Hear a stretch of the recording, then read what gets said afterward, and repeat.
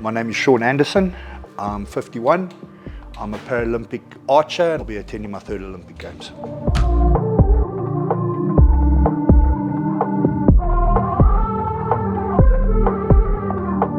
I'm very honoured, number one. I mean, to have represented my country at the highest sporting achievement in the world 3 times in a row it's in my sport. It hasn't been done in Africa or in South Africa, so it's quite a big honour. You know, that first Olympics is it's a total mind blower. Rio was totally off the charts. It was like there's so much to take in.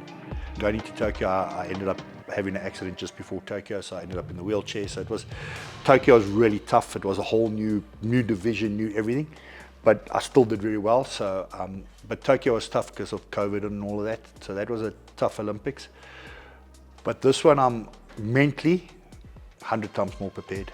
Physically, I'm as fit as what I was 12 years ago, even though I'm not as young as I was 12 years ago.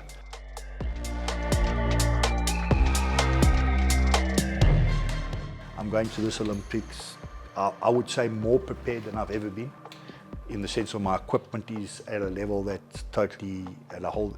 The things that dropped me, and I know it sounds horrible, it's like not making up excuses, but the things that let me down at internationals and at Olympics and that, I've eliminated that, and that's what I'm happy about now. So the big thing is, as an athlete, is the controllables, and I've got the controllables now under control.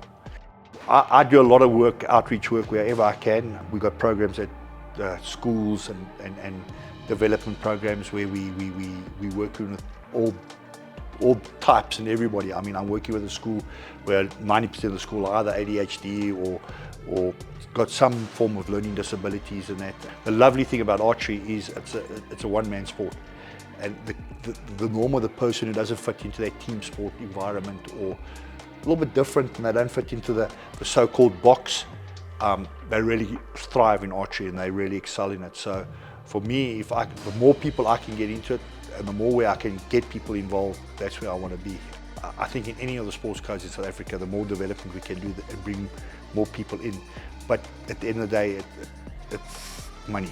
Funding is the big thing. You know, we're not one of the top 3 sports codes. So, you know, you got to beg, borrow, and steal for everything. I got the same where I say, you don't mess with it, South Africa. We don't have a lot, but we achieve a lot. You know, I mean, we've got a small team in Paris this year. It's not a big Olympic team, but everybody's doing well. I do feel in my heart, and I must say honestly, that there's been a big change and a big shift at SASCOC, so you can see things are happening. I'm really hoping a lot more big companies are getting more involved so they can help more of the athletes. But you can, you know, considering what our athletes have and what we've got to our disposal, we do bloody well on the international stage. And people are starting to realize that disabled athletes are on the same level as able-bodied athletes. I mean, in archery, we're shooting the same scores as those guys. My shout out is that I just like people to realize that para-athletes are just as good, work just as hard, if not harder.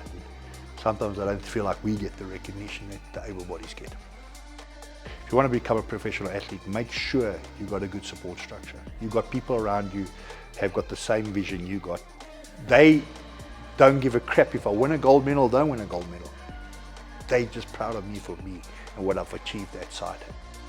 I've got a lot of people to be thankful for, and then of course, you know, it comes with a certain amount of talent, and there's a creator who gives you that, and you've got to be thankful for that. And when he gives it to you, you've got to make it work, because without hard work, it doesn't come.